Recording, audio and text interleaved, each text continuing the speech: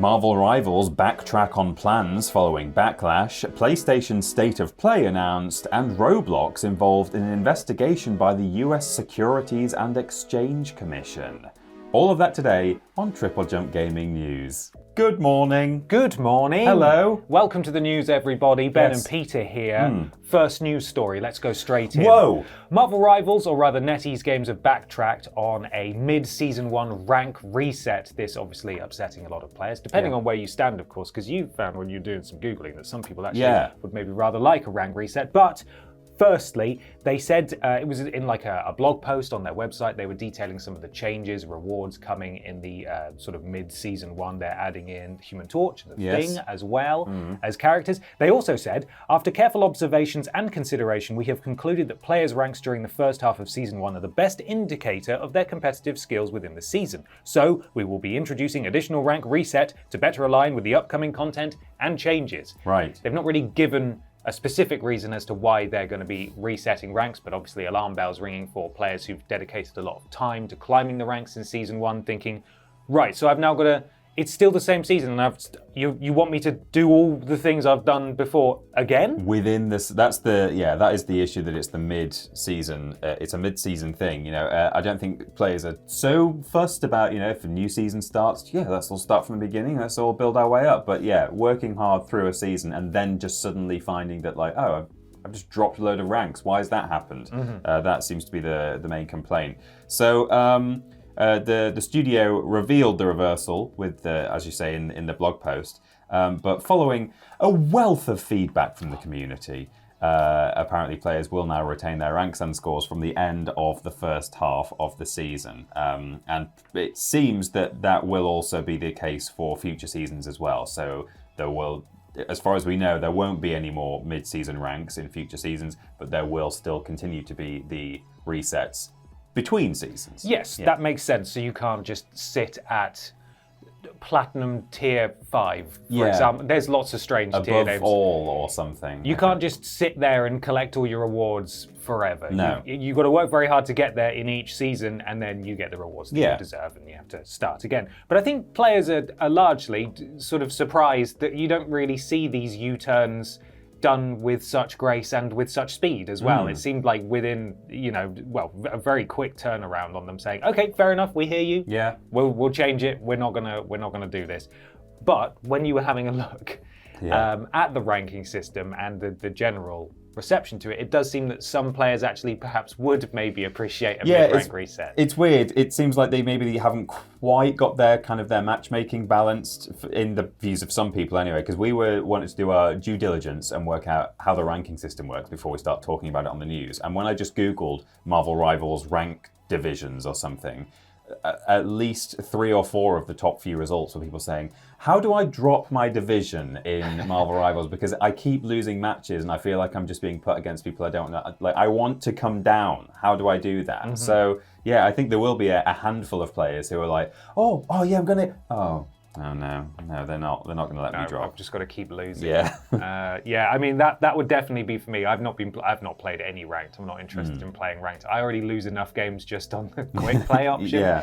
But it's an understandable position to have. Hopefully that they will continue to address this in future seasons and perhaps find a better way. Because I think obviously at the moment with the ranking, you literally just get match made against other people at that rank. The same rank, presumably. And if you've got lots of people rising through the ranks at the same time, there's a good chance that you're going to be going up against people that you will potentially just be massively outclassed by.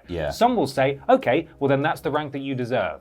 However, potentially it's not very fun to just lose games over and over again when you hit your ceiling. I did see someone saying from a post from months ago that if you lose matches, you do lose points, and that will allow you, that sort of brings you down in your ranks. But it was from a while ago, and I don't even know if that's actually still the case. Right. So citation needed there. So there might be ways to go down, but it sounds like if there is a way to go down, it involves just sitting there losing over and over again. Yeah. That's a shame. Regardless, though, good news, and I feel like the goodwill that NetEase Games has just continues to roll. Yeah, good for right. them. Moving on. Yes. There is a PlayStation State of Play happening tonight at 10 p.m. This was rumored by Nate the Hate. We talked about him last week and how he definitely has back end of YouTube access because there's no way that he can keep getting away with these accurate predictions. However, this does come, it follows in the long line of PlayStation State of Plays that have happened in February.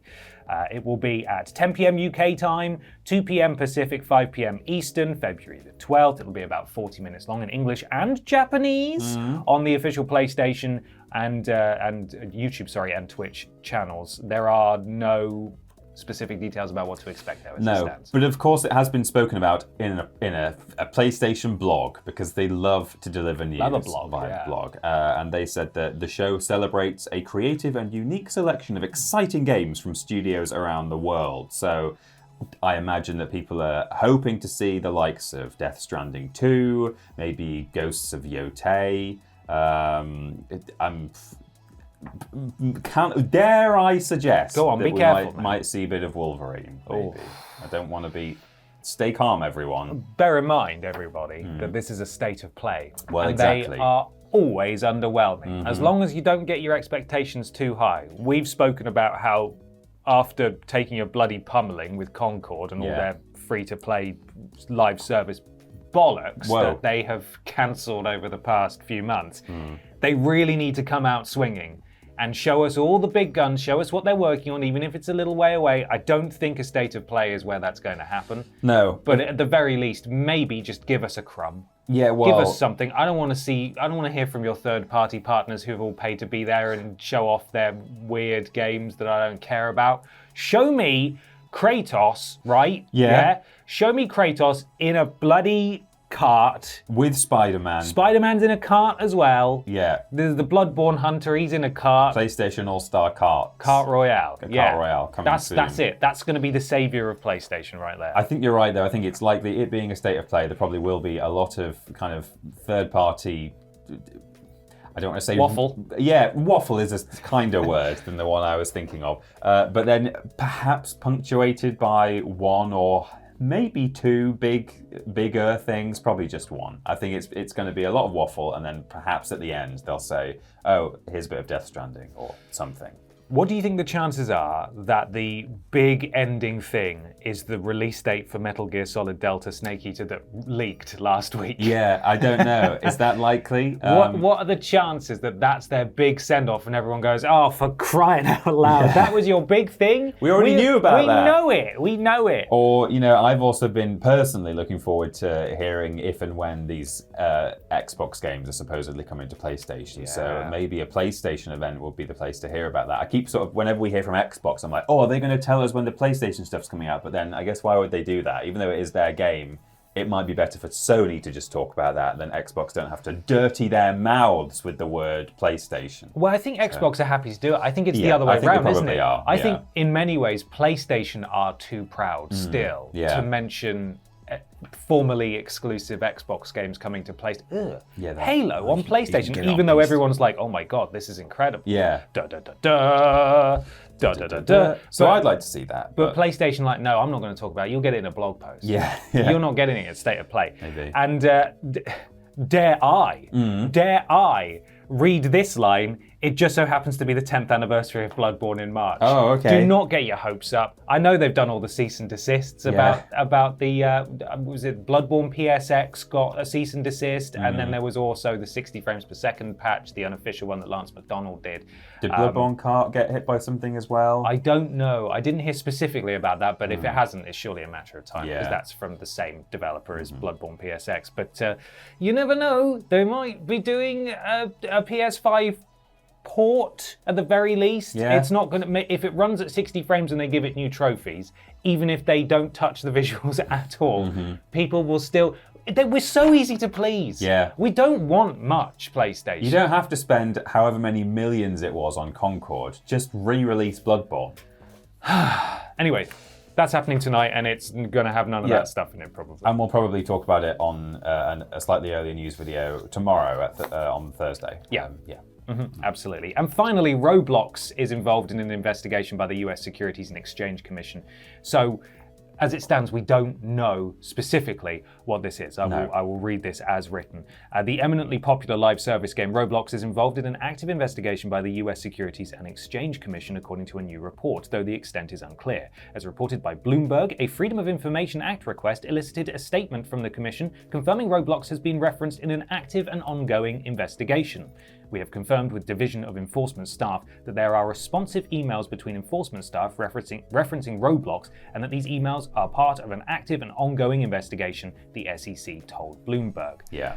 The extent to which Roblox is involved, or even the subject of the investigation, is unclear right now. The Commission told Bloomberg it couldn't share staff correspondence referencing Roblox, as it would cause harm to the ongoing enforcement proceedings. Bloomberg could not confirm the subject of the investigation, nor did Roblox respond to the outlet's request for comment. The SEC also declined to comment further. Yeah, so we don't know what this is about, as said, but certainly we do know that Roblox hasn't had the best time over the past sort of year or so. Apparently last October, a report accused Roblox Corporation of deliberately inflating its daily active user stats and fostering a, quote, hellscape for children.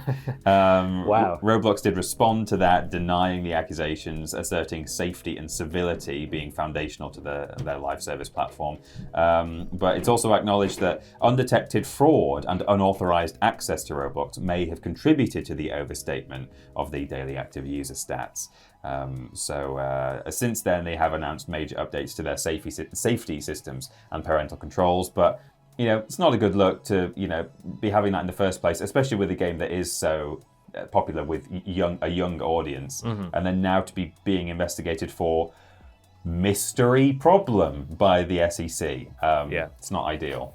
No, PR-wise, definitely they're not doing so hot. They've long been criticised by various outlets and organisations. I think there was a lawsuit brought about by families in 2023, accusing the corporation of being misleading about its ability to make the site safe and appropriate for children. There's also a really good video from People Make Games that looked into the user-generated content of Roblox and whether it was exploiting its creators. The result of that video was yes, it is. Yeah. Lots of kids are basically holding that game up. Well, good content. They're working for manipulative adults or young adults who are making a lot of money off these games, and they're just sort of employing kids for free. Most of what people play on Roblox and enjoy is just a bunch of user-created content, or maybe that's all. I don't quite know how it works because I'm not familiar. There's some official crossovers and things, but a lot of the popular stuff.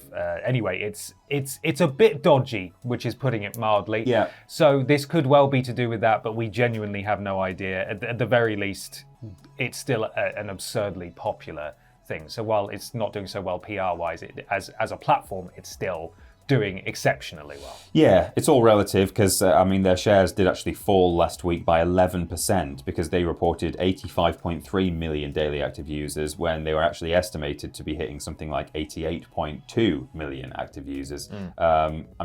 As I say, it's all relative. Still a lot. It's not bad to be only hitting 85 million daily users, but, the CEO actually said the company would continue to invest in its virtual economy, app performance, and AI-powered discovery and safety, empowering creators and enhancing the user experience. Brilliant. If that's not generative AI, then it's not so bad, but we don't... AI is always it's a scary word when you hear it come from a CEO, but not generative, so that's something. We will have to wait and see what the extent of this is. Yes. And of course, we will be watching the State of Play tonight. We'll be talking about the State of Play in much more detail on the podcast that goes out on Saturday. Yeah. But we will, as Peter said, be discussing some of the biggest things from it, depending on how big the things are that happen in it, tomorrow morning on the news instead of on Friday. So do join us then. Also follow our socials for daily news, where we post it right there on your socials and you can see them. And just thank you very much for watching. Yeah. We'll be back tomorrow. But until then, look after yourselves. But do we do the turn like at the end of the news? Happy news. So and then it fades. Ashton can't edit that. That's not fair. All right. See you later. Bye.